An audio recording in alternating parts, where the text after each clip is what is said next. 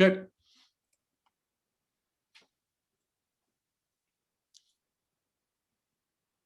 Hey, good evening, everyone. Welcome.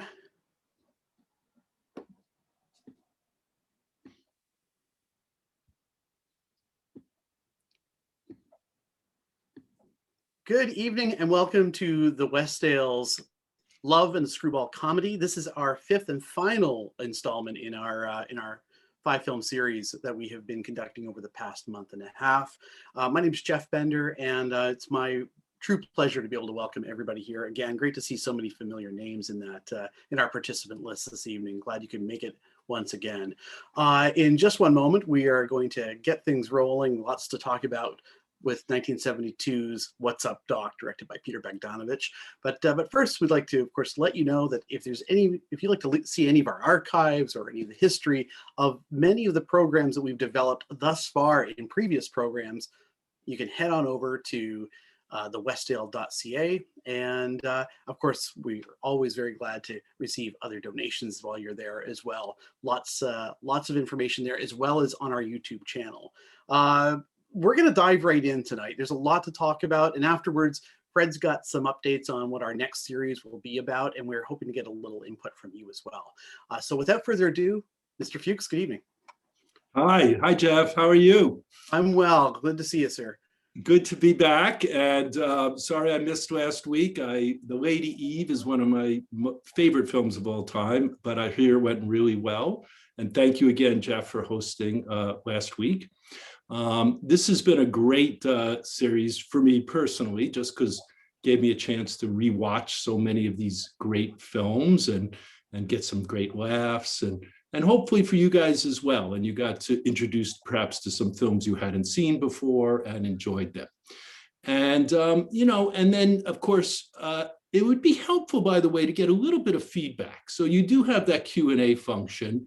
And something I would love to hear, and maybe we'll even talk about towards the end of tonight, is which of these 5 films was your favorite film? Very curious to know. Remember going all the way back to, Trouble in Paradise. I know it wasn't that long ago. It seems that long ago sometimes.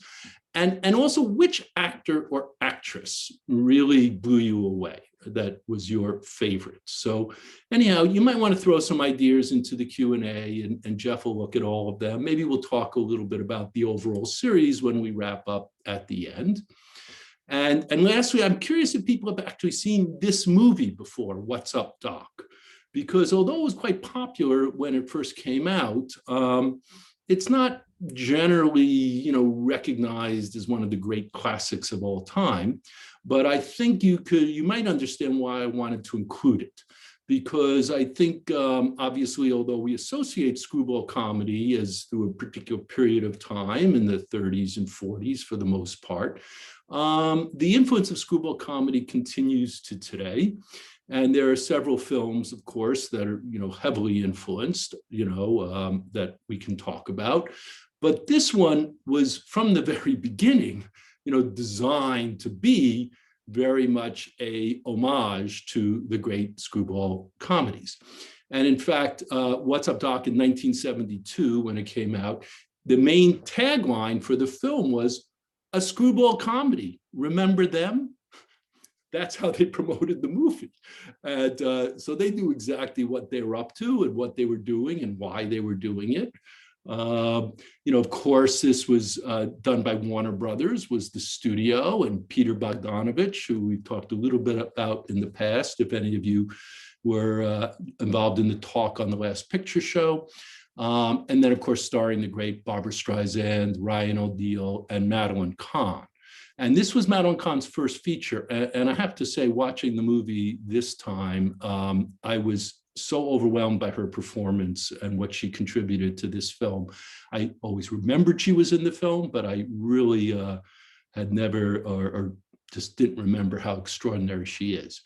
And of course, not only is this an homage to the great screwball comedies, and particularly the film Bringing Up Baby, which unfortunately we didn't do because it's not as easily accessible, but also Warner Brothers Bugs Bunny cartoons. It has that kind of Looney Tunes cartoons kind of quality to it. And of course, the expression, "What's up, Doc?" came from Bugs Bunny. And Bugs Bunny, and what the expression actually came from the animator of Bugs Bunny. His name was Tex Avery. And what I understand is "What's up, Doc" is actually a Texas kind of, expression, and basically, is a funny way of asking someone or promoting that you're an expert. So you tell me what's going on, "What's up, Doc?" But that's where, that's directly where it came from, and a direct lift. And obviously there are scenes and sequences in this film that are very much attributed to those kinds of Bugs Bunny cartoons. It was a great success when it came out. It was the third highest grossing film of 1972. Didn't so much do, Academy Awards and nominations, but remember, comedies are very rarely recognized by the Academy, particularly in this period of time. But it did win the Writers Guild of America award for the best written directly for screen comedy for Buck Henry, David Newman, and Robert Benton. The story is very loosely based on a novel. It was called A Glimpse of Tiger. That was actually quite successful. It was written by Herman Rocher, who also wrote The Summer of 42, which was, of course, not only a very successful novel, but became a great movie as well. I mean, I don't know how great, but successful movie as well. And A Glimpse of Tiger was supposed to be a movie, and it was going to star Elliot Gould, but it was a very different story about sort of bohemian, eccentric people in New York City, and it never got made. And as Bogdanovich says, really the inspiration was simply the main character, Judy, who actually in the book is a male, but that, that kind of strange bohemian, intellectual, bizarre character was sort of inspired by that. But of course, mostly, and I'm sure, and it'll be interesting to hear some of your thoughts about inspirations, but if you think of, Cary Grant, obviously, and also, of course, Harold Lloyd, because if you look at Ryan O'Neal's performance, as much as everyone, it's kind of obvious the bringing up baby, professor that Cary Grant played, Harold Lloyd very often played characters similar to this, if you're familiar with the great silent actor Harold Lloyd, and some of Ryan's mannerisms were certainly inspired by that. So, but not just the screwball comedies, but this really goes back to silent comedies too, in the Mack Sennett, and we even have a pie fight, and of course the Marx Brothers were an inspiration for this film, and of course the great Buster Keaton, because he was infamous for these great chase scenes, and of course the chase scene at the end of this movie is just phenomenal. So the time this was made, remember, is the early 70s, right? And this is when Hollywood was in this huge transition between the great studio system, that had lasted so long.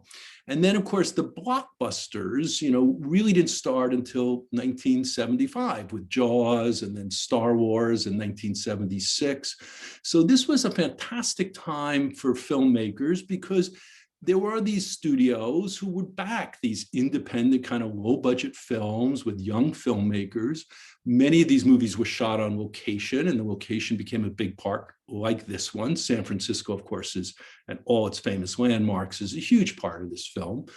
I don't believe there was any studio, maybe a little bit of studio work done on this, but much of it was done on location.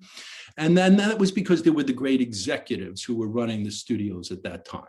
Remember, Paramount had Bob Evans, and he was doing, Chinatown and Bonnie and Clyde, and UA had David Picker, and One Flew Over the Cuckoo's Nest, and other, and Warner Brothers had, of course, John Calley. And John Calley not only was a great executive, he was also a great producer. But just to give you an idea of some of the other movies he was making around this period of time, they were, A Clockwork Orange, The Exorcist, Dog Day Afternoon, All the President's Men, Blazing Saddles, Chariots of Fire. He really, backed and inspired a lot of great young filmmakers in the early 70s. And in fact, before he became the head of production of Warner Brothers, Calley had produced Catch-22, which was Mike Nichols, of course, directing, and was Mike Nichols' kind of best friend.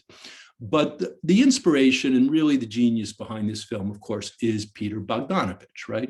And Bogdanovich was a director, a writer, an actor, a producer. He was a critic. He was a film historian. He was considered part of this, new Hollywood wave of directors. And of course, in 1971, he did that amazing film called The Last Picture Show. It wasn't actually his first film. He had directed something called Targets for Roger Corman and New World Pictures. Bogdanovich was a film programmer in the early 60s for the Museum of Modern Art. He was obsessed with film growing up in New York. He used to watch 400 movies a year. He was particularly obsessed with American directors like Orson Welles and John Ford and Howard Hawks. He had opportunity to interview for them. He used to work for Esquire writing, and he would write books about these great directors. And so he really became known in Hollywood, but really more as a film historian and critic than as an actual director. But he was, but his love of film, his love of the history of film, he used to support, some of the pioneers of American cinema that we've forgotten about, like Alan Dwan. But he really, came from not film school, but sort of the greatest film school, having watched these films and understood them all. He was very influenced by French critics, in Cahiers du Cinéma. Remember Francois Truffaut, who was also a critic who became a director, was sort of an inspiration for Bogdanovich.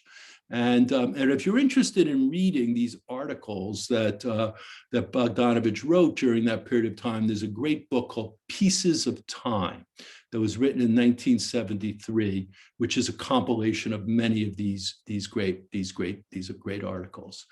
In fact, it was doing an interview with Roger Corman that he actually got his first opportunity to direct. Corman, as you know, made these very low budget, very inexpensive independent films. And they hit it off. And Corman said, hey, you could do this. You could be a director. And as Bogdanovich says, he went from getting the laundry to directing a picture in 3 weeks. And he had 22 weeks between pre-production shooting, second unit cutting, dubbing, and I've never learned as much since.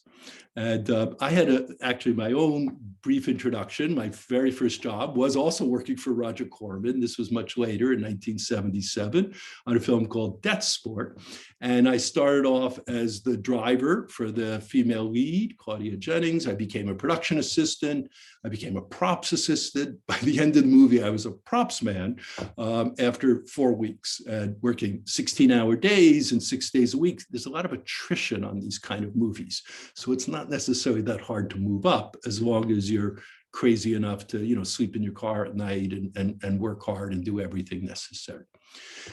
So at 32, though, of course, when Bogdanovich did The Last Picture Show and had 8 Academy Award nominations, Best Director, and all these kind of incredible, recognition. And if you haven't seen that movie, it's a must. He was almost like the next Orson Welles. Everybody thought this guy was really a genius, and everyone looked to what was he going to do next. And in fact, one of the people who saw this film very early on was Barbra Streisand. And when Streisand saw this film, she called up John Calley and said she really wanted to work with Peter Bogdanovich. Would Calley try to figure out something they could do together? And Streisand already had a huge career. She was only 28 years old, but she, of course, had already done all her, many of these famous music albums. She had been on Broadway. In 1968, she did Funny Girl, the film of her famous show. And she won a Best Actress Award in 1969 for that at 26 years old. Actually, she tied with Katharine Hepburn for The Lion of the Winter. I think it's the only time there was a tie. And I don't think anyone can explain how a tie happened, but it did happen. But what had happened to her career in between those 2-3 years is their films were not working. She did a film of Hello, Dolly, On a Clear Day, you know, trying to do the musical film. That didn't work. She tried a little comedy called The Owl and the Pussycat. That didn't work. So Callie kind of posed to Bogdanovich, what do you think we should do? You know, I mean, you know, what would be interesting to do with Barbra? And immediately his answer was a screwball comedy, something like Bringing Up Baby. He had that vision from the beginning, a square professor and a daffy dame who breaks him down and they live happily ever after.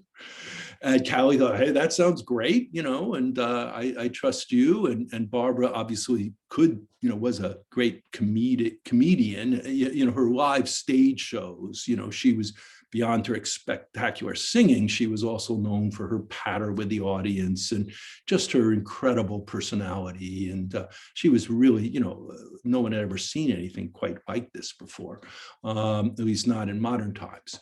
And the question was, who should write it? And Bogdanovich said, well, I have these two friends who used, you know, I worked with at Esquire named Robert Benton and David Newman. And I'd like them to write the script. And Kelly said, oh, okay, that sounds great. They just did a picture for us. The picture that they had just written was Bonnie and Clyde. So obviously, you know, they had already shown great talent in screenwriting. So Bogdanovich called them up and they said, sorry, we're not available. We can't do it. You know, we have to start working on another film in 3 weeks. And this is the way the story goes. So Bogdanovich says, well, if Ben Hecht and Howard Hawks could write Scarface in 11 days, why can't you write a script in 3 weeks?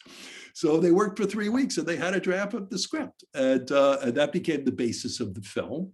And then, you know, they had to, there was a little bit of rewriting by Bogdanovich. And then, of course, they knew Barbra was going to be in it. And they soon cast Ryan O'Neal. So they were also involved in doing some readings and, you know, and started thinking about the action sequences.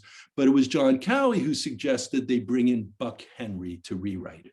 And Buck Henry really was the final, you know, author of the screenplay and has the top screenplay credit. And of course, because Cowie knew Buck Henry, because Buck Henry and he had worked together on Catch-22, which was it's not the greatest film ever. I don't know if, I mean, it's a fantastic book by Joseph Heller, but it's a pretty good effort. And Mike Nichols did a pretty good job directing, has some fantastic moments in it. I believe Orson Welles is in it. But anyhow, so Buck Henry read the script and he meets with Peter and he says, you're going to hate me, but it's not complicated enough. We need another suitcase. So there originally were only 3 suitcases because, you know, that's the rule of 3. I don't know if you've heard that expression, but in comedy, certainly in film, there's sort of the rule of 3. So you often have a running joke, you're going to do it 3 times. So Buck Henry, of course, has the most extraordinary imagination, and that's why he came up with, no, let's do 4. You know, let's take it over the top to some other level. And the last one added was the Top Secret Suitcase, which was sort of inspired by the Pentagon Papers, you know, which was a real true story that was going on at the time. And in fact, the reason they cast Michael Murphy in the part was because he looked like Daniel Ellsberg, who was the author of the Pentagon Papers.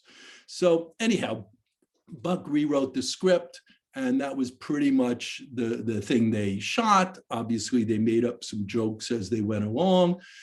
Obviously, you know, there was so much physical and visual action. In fact, the party scene in the millionaire's house, all there was in the script was, there's now a fight which will be brilliantly staged by the director. And that was it. Away they went. So, you know, again, it was the script. There wasn't a whole lot of improvisation except for the comedy.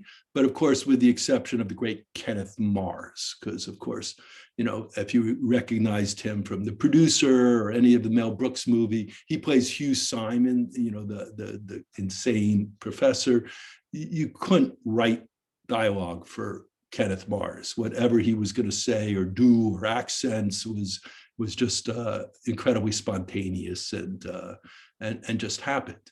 You know, so back to Peter Bogdanovich, you know, to me, the real truth about Peter Bogdanovich, because he actually made three great movies, because his third movie that he made after this was Paper Moon, also with Ryan O'Neal, and of course, starring Ryan's daughter, Tatum O'Neal, who actually won an Academy Award for her part in that movie. But what had happened is during the making of Last Picture Show, Bogdanovich had fallen in love with his young star, Sybil Shepherd, and broke up his marriage to an incredibly talented woman named Polly Platt. And then, although Polly continued to work with him for a couple of films, ultimately Bogdanovich started making movies that only starred Sybil Shepherd. Movies like the Dorothy Stratton story, the story of the famous Playboy model who was murdered, Daisy Miller, the great Henry James story. And none of those, unfortunately, were very successful. And Peter's career really never, I can't think of any other really great movies he made after these first three. Polly Platt, as they always say, there's a strong woman behind every man's success. And that was absolutely true. She may really have been the real genius behind him. And on this movie, she's credited as the production designer. But of course, I really believe she was probably co-producing this movie with him all along, as she did on The Last Picture, on The Last Picture Show. In fact, Polly Platt was the one who discovered Sybil Shepherd on the cover of the magazine and first recommended her to him. And they had met years before in summer stock theater. Finally they got married. She co-wrote with him, the script that they did for Roger Corman. And she made all sorts of major contributions. And there really weren't women in Hollywood doing kind of what she did. And she really, worked with all the departments. She had artistic sensibility. She knew how to, knew how the production, and everything. And in fact, she was the first female member of the Art Directors Guild. It's hard to believe that, this was such a, we talk so much about women's role in film now, but you can't imagine how difficult it was for these women back in the 70s. Polly Platt was also a screenwriter. She wrote Pretty Baby. She became a very successful producer and went on with Gracie Films, James Brooks, to make Terms of Endearment and Broadcast News and many things. And it's, so there's something a little sad about the fact that this great team, got broken up. And I think it did obviously have a profound effect on what happened in the future. Robert Benton, of course, you may know him better as a director, but he was a great writer to begin with and first a journalist. Interesting how many journalists become screenwriters, but he won an Academy Award for Best Adapted Screenplay, also, and the Best Director for Kramer versus Kramer. He also won an Academy Award for the Best Original Screenplay for Pieces of the Heart. Bonnie and Clyde, we mentioned already. And his partner was David Newman. And David Newman, worked with him as we've discussed before, often partnerships. Buck Henry, one of a kind. I don't know that there's anybody else who's ever been quite like him in Hollywood. He started in television, working with Steve Allen, in the talk show world. And his first great credit was he created the sitcom Get Smart with Mel Brooks, and that was in 1965. And I'm, old enough to remember that, and many of you may or may not remember that series, of course, starring the great Canadian actor, Don Adams. But that was a very innovative, highly original satire spoof on spies and James Bond movies, and just had total irreverence for everything. And it was, and so you might feel a little bit of Mel Brooks influence in this movie, What's Up, Doc? That's certainly, very much from Buck Henry.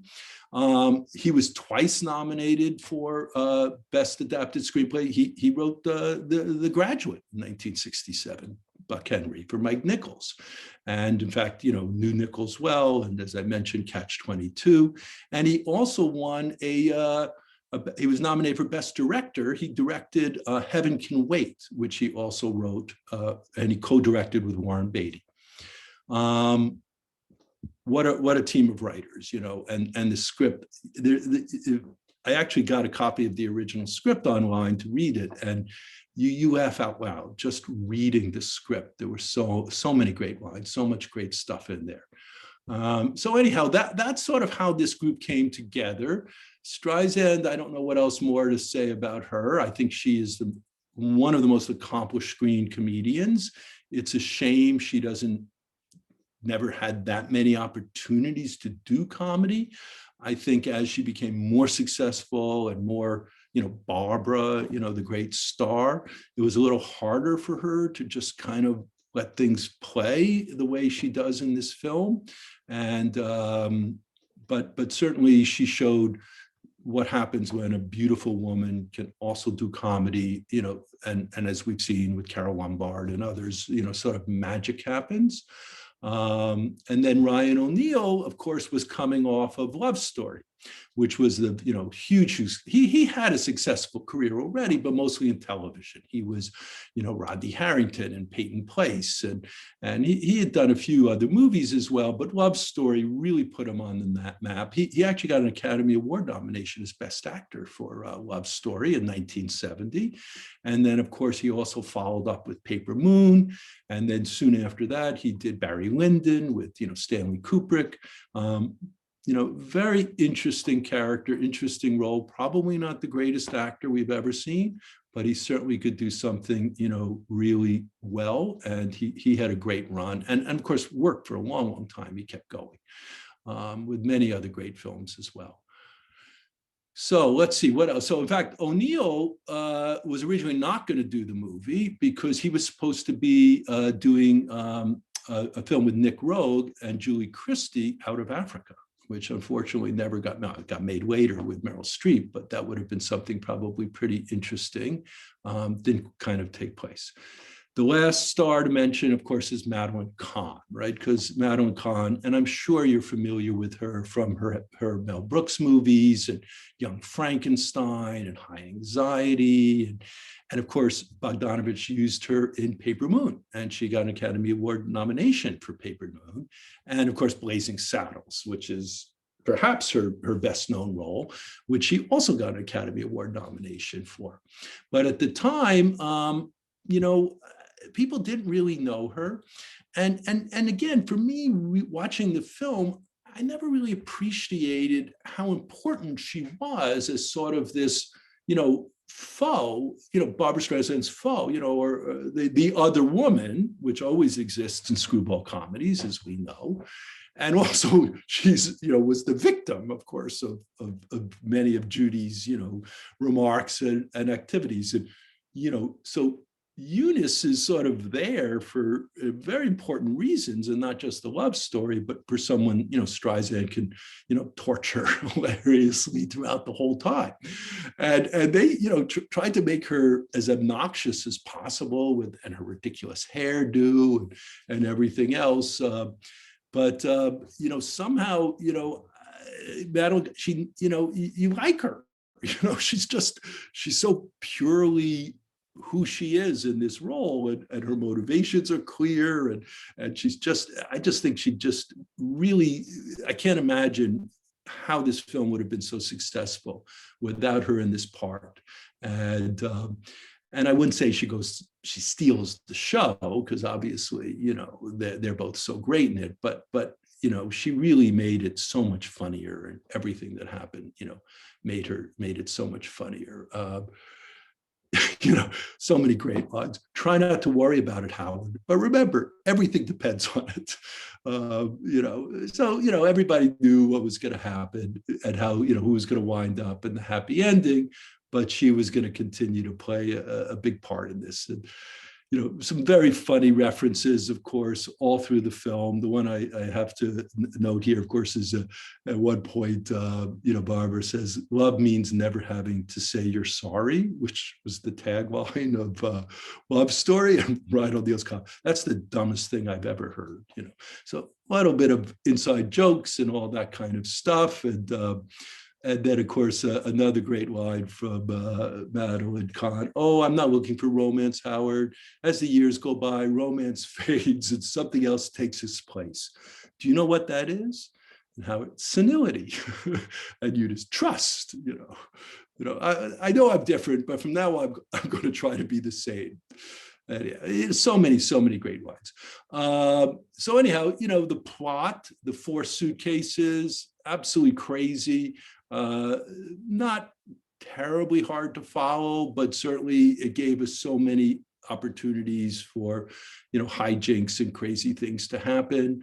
I love the movie right from the beginning. And again, because so much of the comedy came from the visuals. I mean, who can imagine that, you have someone who's going to shadow a spy, and Michael Murphy, and he decides his disguise will be that he's carrying golf clubs, so no one will recognize, no one will think that he's following them. He's so inconspicuous with his golf clubs. And then, of course, as Ryan O'Neal keeps walking up the hills of San Francisco, he keeps dumping more clubs in the garbage because it's too heavy. And all the physical shtick that was right out of Max Sennett and the silent film days.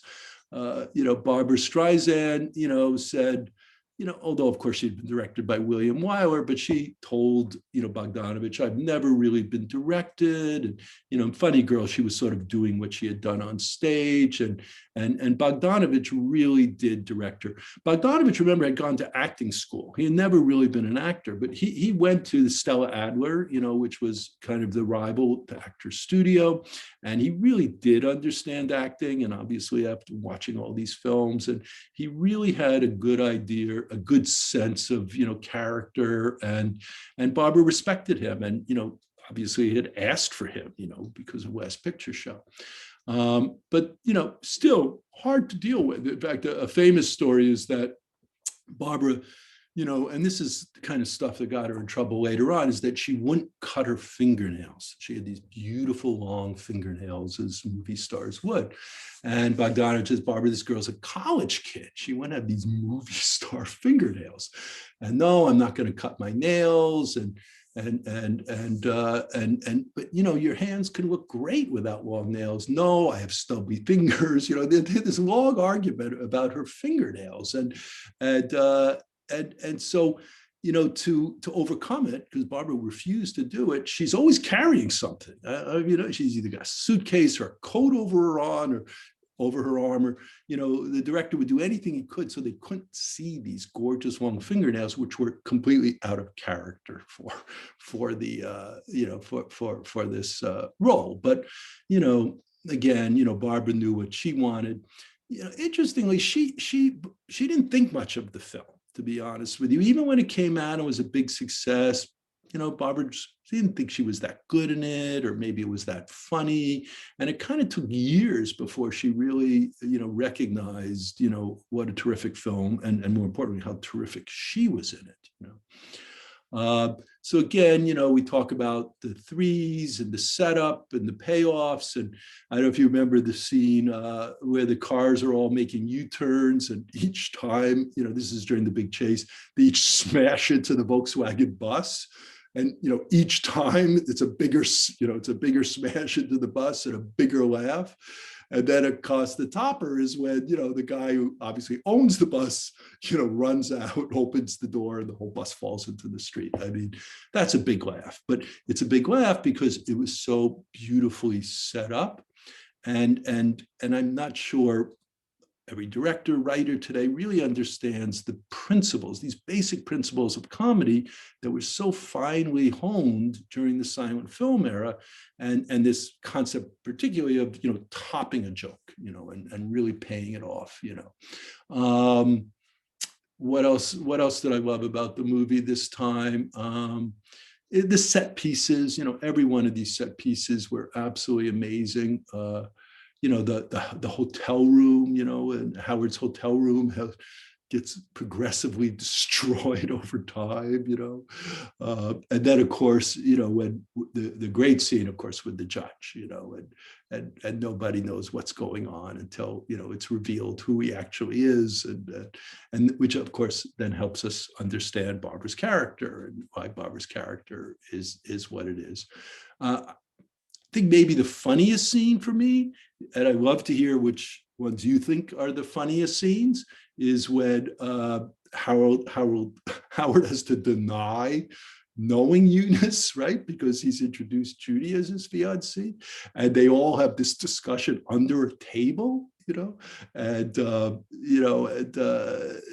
it's absolutely hysterical. And the head waiter shows up, and what kind of wine are you serving in table one? And it just wonderful build. San Francisco, of course, is a big star of the movie. They actually shot there, of course, at the airport.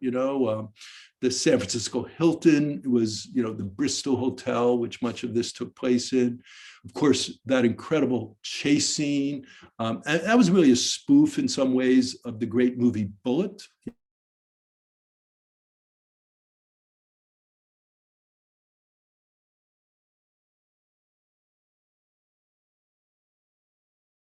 Bogdanovich says he spent a fourth of his budget. The budget for the whole film was only $4 million. Once again, you have to remember that that's the way these things worked in those days, right? And of course, the plate glass scene, that feels like a very classic kind of Buster Keaton kind of thing. All of the wonderful locations, that you saw, including, of course, down at the pier, the bay, and that was actually a very dangerous scene. In fact, someone almost drowned in the bay shooting that scene, but everybody survived. Music was interesting in the film. Not unlike The Last Picture Show, there is no score. If you've noticed, the music is all source, or in some way, introduced in an interesting way. Of course, Barbra had to sing, the opening credits, "You're the Top," Cole Porter song. And I guess that's the closing credits as well. "I Get a Kick Out of You" is heard. She's whistling, "Funicula, funicula, funicula, funicula." The incredible scene when she's on the piano, laying on the piano. I don't know, I guess, she sings the beginning of "As Time Goes By."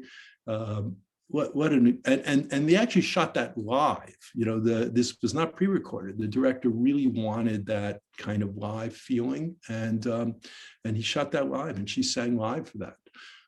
Even the elevator music, was funny. So many very clever uses of references of music. In fact, even stuff from Looney Tunes and Bugs Bunny cartoons, right?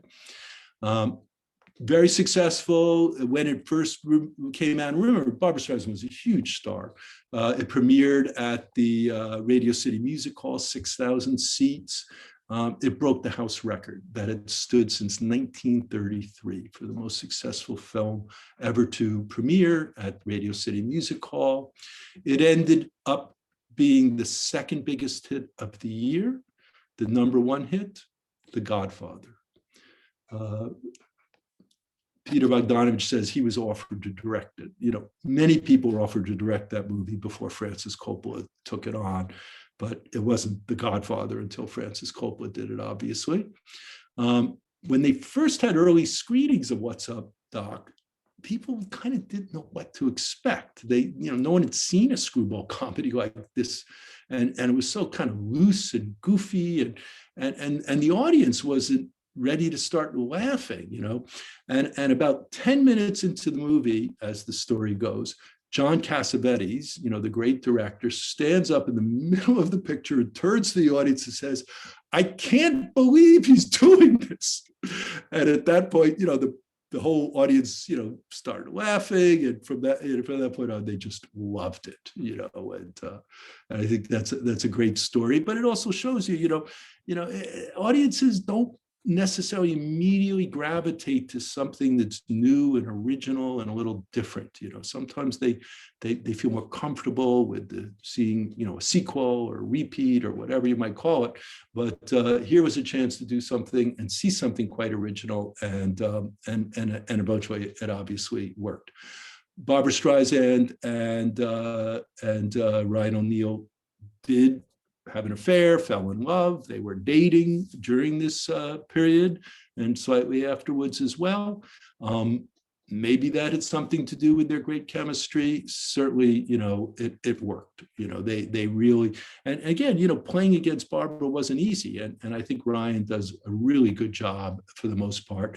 And as much as, he's not Cary Grant, but he did try to do the physical shtick and the falling and and the stumbling around and as best as he possibly could. Right. Randy Quaid's in the movie. Randy Quaid also was, of course, in Last Picture Show. Many other talented, character actors, of course. And maybe we can refer to some of them as we go through some images.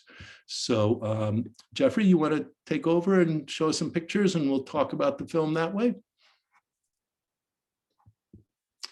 Okay. Yep, so here we go. Of course, here's the famous duffel bag suitcase. Of course, 4, not 3. Very distinctive, obviously. Next slide. And then, of course, Judy Maxwell. And, again, this is a great image as long as there's so many. Of course, the carrots, you remember the What's Up, Doc and the homage. But there's sort of this intensity in her eyes, the most extraordinary eyes. And again, sexy, but not in a classic beauty way. Very self-assured, very confident character, as crazy as she was. I've always been a huge fan of her music, obviously, and her movies, as I said, some are pretty bad. I don't know if you remember Star is Born, but in this movie, I think she was just fantastic. Next slide, please. And of course, here we have Ryan O'Neal, doing his best, Cary Grant, Harold Lloyd. He's got the glasses, the professor, a musicologist, a whole, absurd, and I'm sure Buck Henry's storyline about, listening to rocks and, the wonderful, difference of music and rocks. I have no idea who inspired that idea.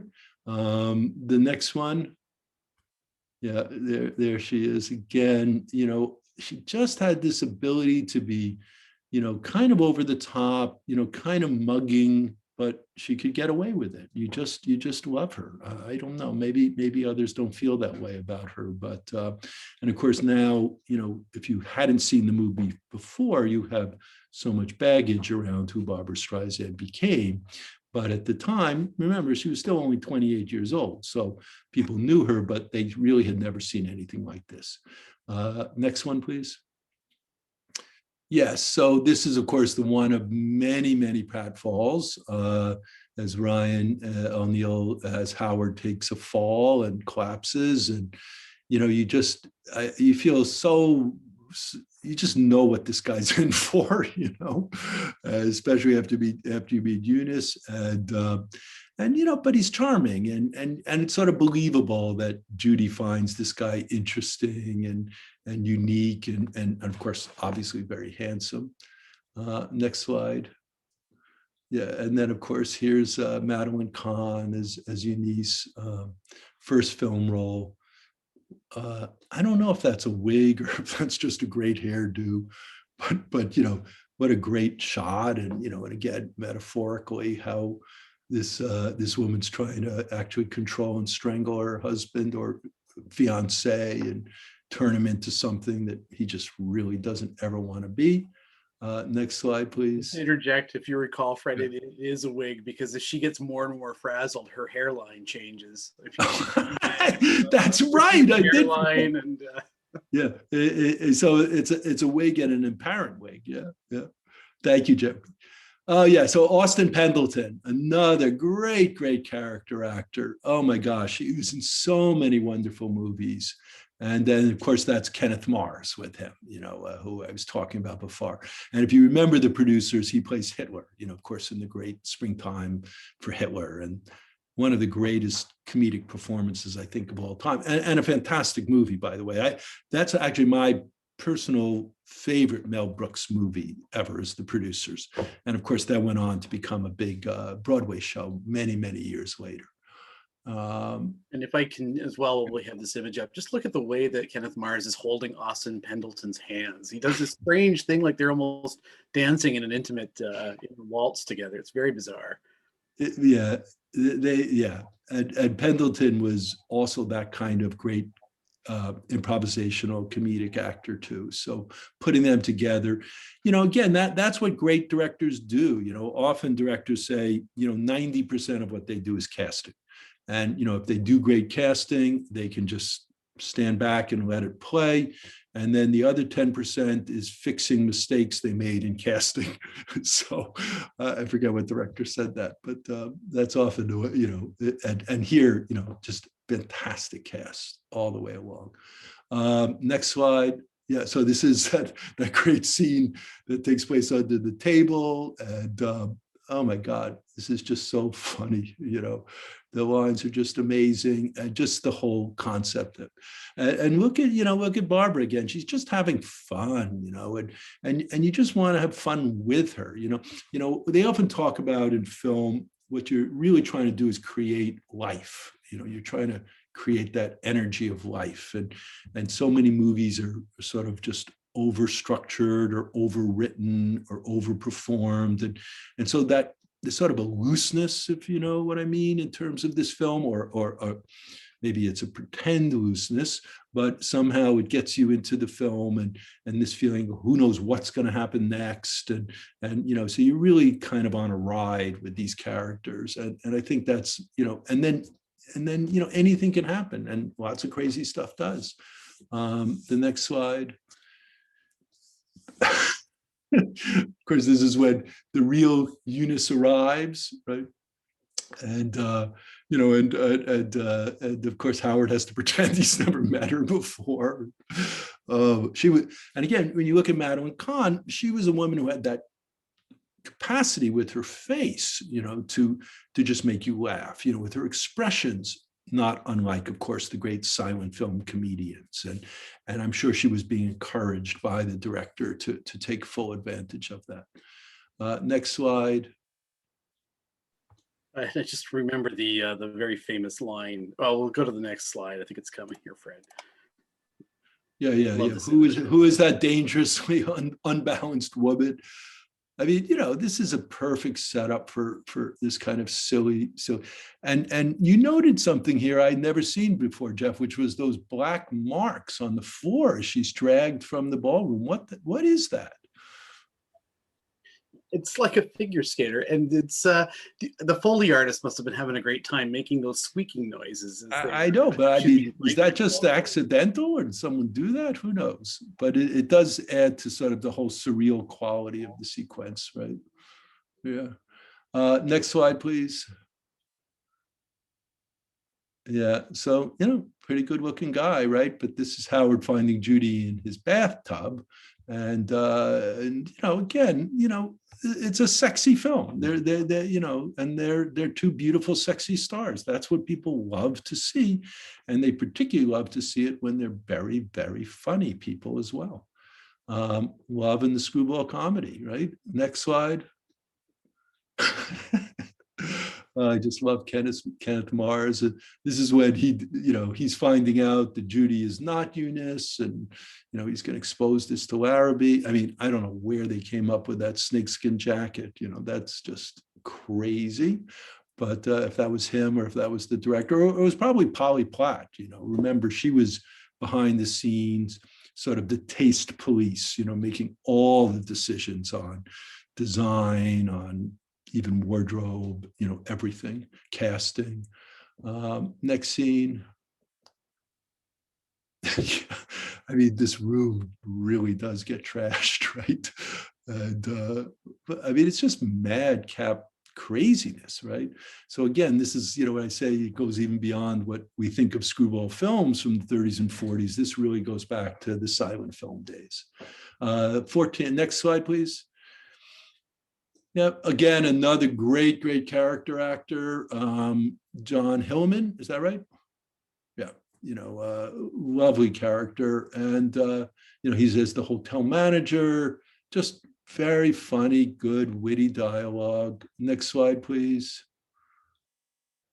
Yeah, so this is you know, when Howard finds Judy sleeping on the piano, and she starts to sing to him, and you notice as the film goes on, she becomes progressively more attractive. You know, first she's wearing that stupid hat, and maybe her makeup isn't as good, and but when Barbara really wanted to turn it on, she was really something. Next slide.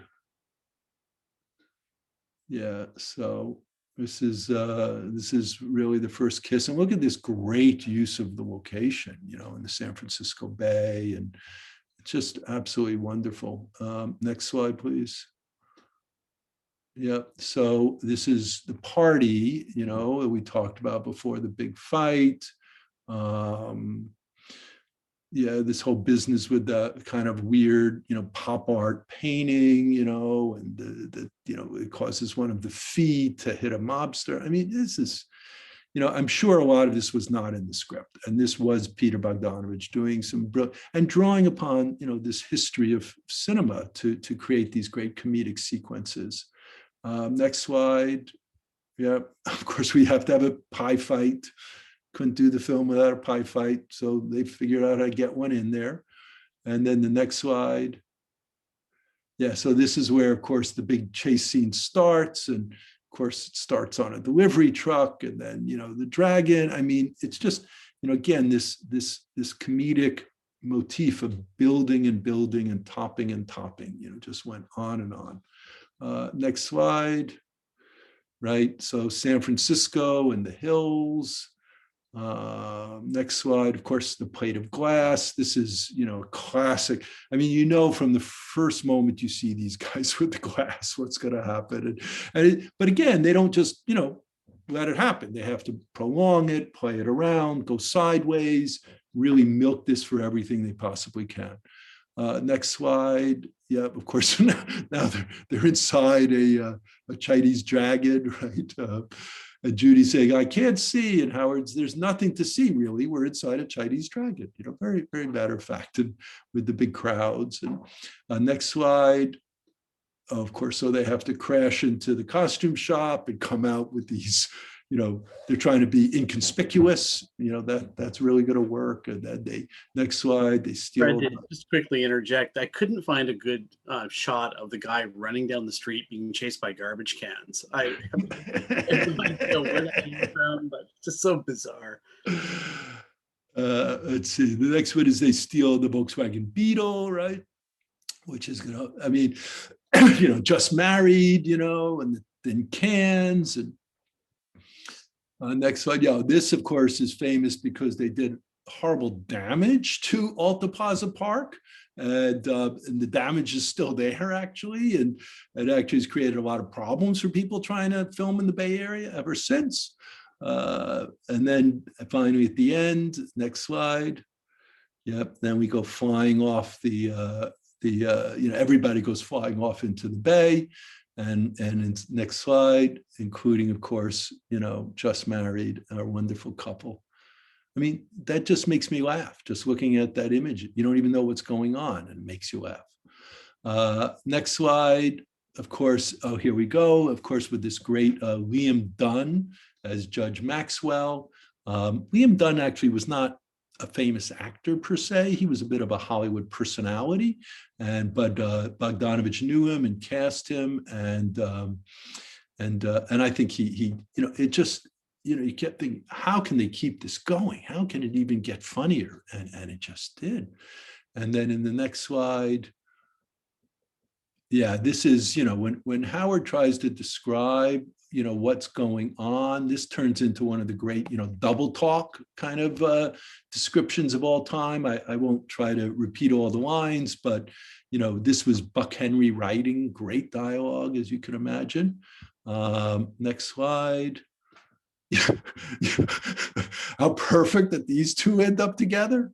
You know, I mean, what you know, great faces, great eyes, great faces. Next slide. Yeah. Oh my gosh, look at that. And this, of course, is the, you know, love means never having to say you're sorry, and that's the dumbest thing I've ever heard. And then the last slide, please. And that's Peter Bogdanovich. And of course, he always did have great people working with him. That's Laszlo Kovacs, who is the photographer, who's done many, many accomplished films. But Peter, was also the editor of the film. He really was an incredibly talented, incredibly smart guy. Everyone expected his career, of course, would go on. And it didn't, for some of the reasons we talked about. But he made, 3 of the greatest films of the early 70s. And that's not easy to do. And I believe that this is certainly one of them. So anyhow, great fun to watch again. And I'm just love to hear from you guys. Any questions, comments? Had people seen this film before? What did you all think? Yeah, let's go ahead. Lindy Albin, more of a comment, Fred. I'd intentionally avoided this back in the 70s for 2 reasons. I considered myself far too grown up and serious for this sort of film, and I didn't care for Barbra Streisand. But however, I'm so glad I waited because this was such fun and so funny with all its references and over-the-top silliness that I appreciated so much more at my advanced age. Thanks, Linda. Oh, that's great. That's a great story. Well, I'm so glad you had a chance to watch it, and that's certainly one of the reasons we were inspired to choose it. Yeah, people miss this movie. I don't know why. Yeah. Well, I can say I think you featured this last year at some point on the Monday Night Talk when you were interviewing one of your colleagues, Fred. And Paris Goldberg, yeah. I hadn't seen this film in years and years, since I was a kid, actually. So it was a reemergence for myself as well. So glad you introduced it to us again. And also, but I'm sure you folks, after watching these other 4 films, kind of really understood what was going on here, that this is, really an homage in many ways and very successful in doing that. And that's not hard. That's really hard to do. I mean, I think it's kind of miraculous what he accomplished. Well, Bogdanovich became so close to Howard Hawks as well in the 60s. And he learned a lot about pacing from Hawks. He just sat at his feet and learned all of these. All these guys. The mistakes that he made as well. So, yeah.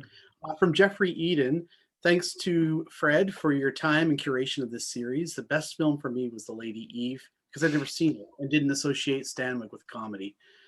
Knew she had a range from Double Indemnity to this. So, yeah, it's cool. Yeah, that's good. Lady Eve. It was a great choice, Jeff. And Preston Sturges is a god. And I hope if you guys like that, you'll watch some of his other movies. My personal favorite is The Miracle of Morgan Creek. Very eccentric and weird movie, but I personally think that was his greatest film. I love watching William Demarest go through like a personal crisis throughout that movie. It's wonderful. Jeffrey Eden also wanted to mention that he liked that we ended with Madeline Khan, who was casting Carol Lombard's role for the musical of On the 20th Century. Great point. That's absolutely true. Yeah. Let's see. Mitchell Kitten saw pictures of Barbra Streisand's hands and thought her fingernails looked nice. Just thought I'd let you know that. I see. Well, that's what happens with Hollywood stories, Roy Sorensen. Hi, Roy. I see that Ryan O'Neal starts the film in a striped suit, suggestive, in my opinion, of both his uptight personality and his being a prisoner in his relationship with his fiancée. Interesting. Yeah, very possible. And Carolyn Hill Smith. Hi, Caroline. I'd not seen this movie before I was only 10 years old. My favorite of this series of screwball comedies is The Lady Eve, with Absolute Truth coming in, or The Awful Truth coming in second. Yeah. The Awful Truth. Yeah. Good. And Fred, you didn't get a chance to comment on The Lady Eve. Is there any thoughts you had on that movie you'd like to? Well, I mean, I loved Lady Eve. And of course, what I love most about it is the 2 personalities that Barbara Stanwyck gets to play, right? Because, that's a tour de force opportunity for an actress. And it really, she shined in both parts. And again, most people did not think of her as a comedian. So this was a great, time and a moment for her. And then also the reversal of having Henry Fonda play, in a comedic and kind of, that was a part. So, again, Preston Sturges was a great screenwriter. all his scripts are fantastic. I think The Lady Eve may, again, be many people's favorite. It's probably the most accessible in a way. It has 2 movie stars in it. Not all his movies had movie stars of that caliber, and I really think it's their performances that drove that film. But again, there are probably 3 or 4, the Palm Beach Story, obviously as well. And he just had this incredible capacity to be smart, be clever, be original.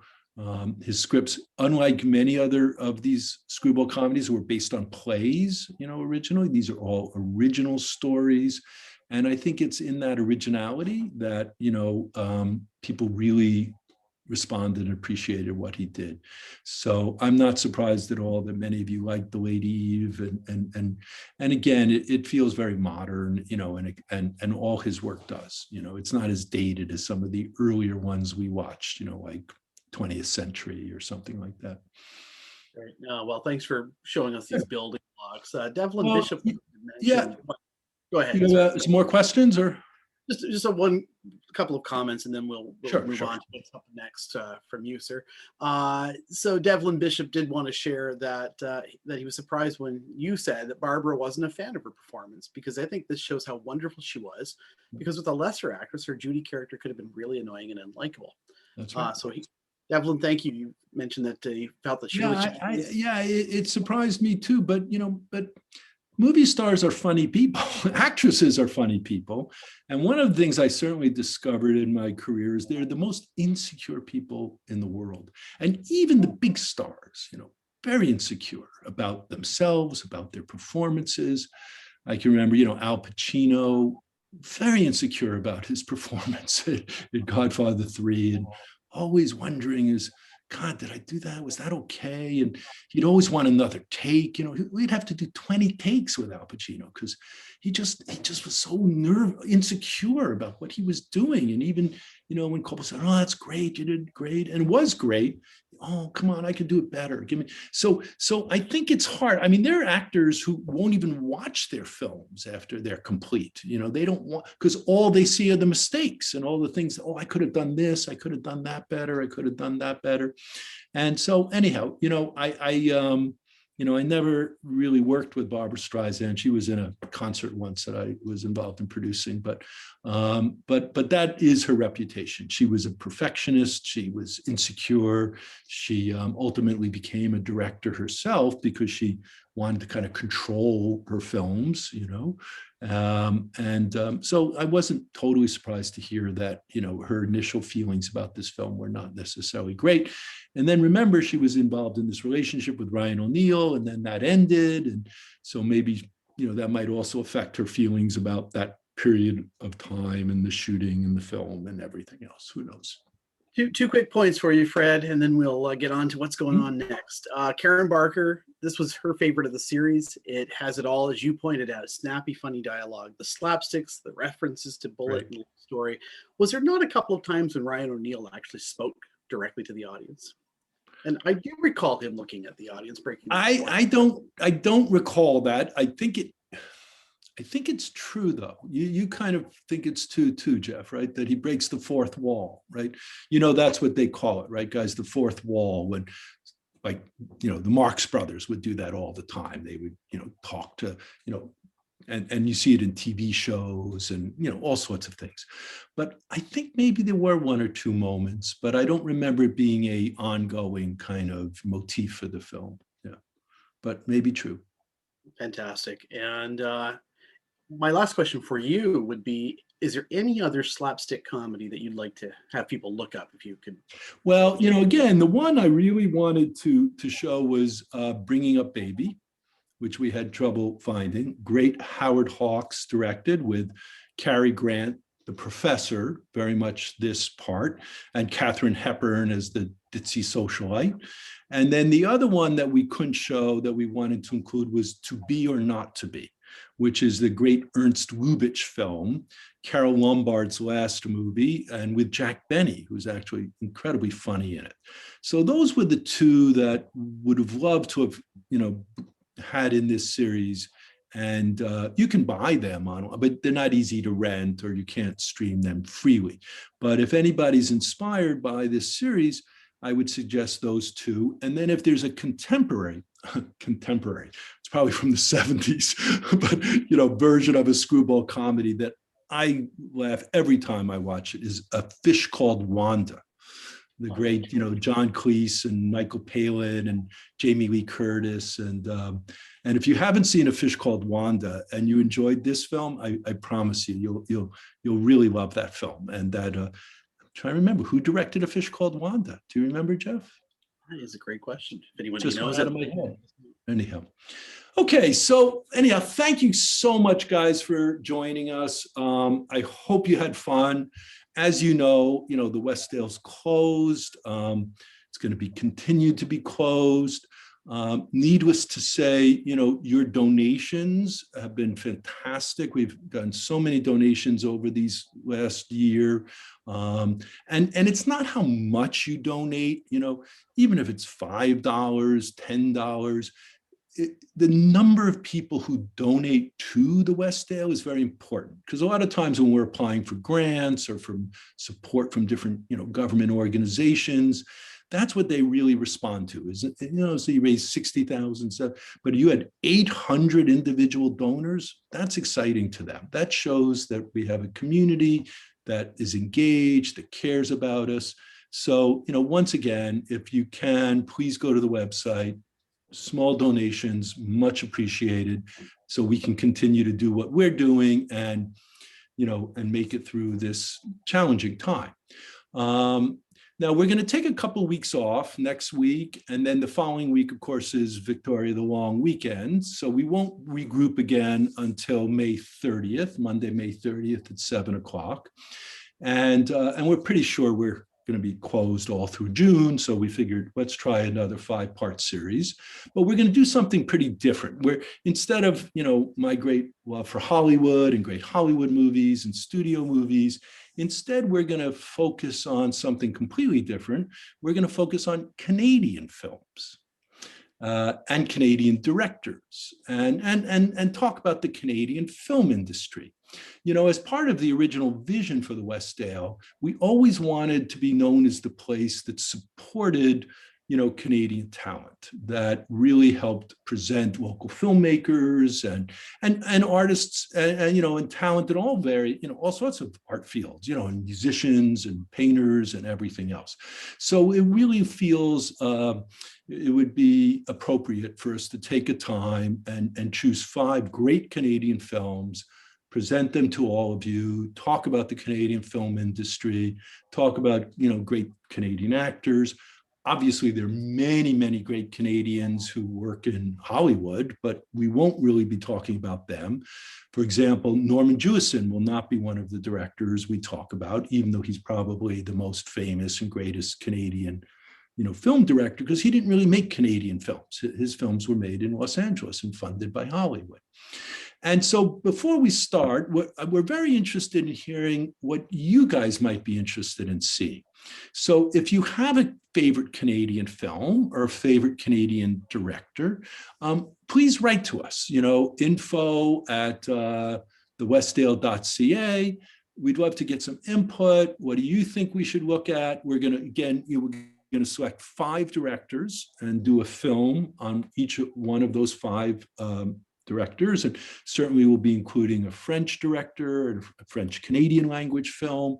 But I think that'll be a fun series to do, and might be very informative. I don't know how much experience you guys have with the Canadian film industry and kind of understanding how complicated and crazy that world is. I've had a few experiences with Canadian independent films, and I thought that would be something great, and that'll run through the end of June. And hopefully by that point, we'll have a much better idea of what the future is going to look like and when we might open and what would we do next. So I hope you will join us if you can, and spread the word to your friends and to anybody else. We'll be back here again on Monday nights at 7, starting on May 30th.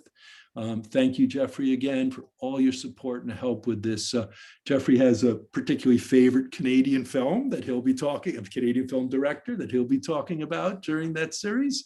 And I hope you guys all stay safe. And I know we keep thinking, you know, we're turning the corner and there's a light at the end of the tunnel. And it's, I don't know if we're getting much closer to it yet, but hopefully soon. And hopefully, you know, by the end of June, certainly we'll be in a much different position. So thanks for all your patience, and thanks for caring and loving films and joining us for this series.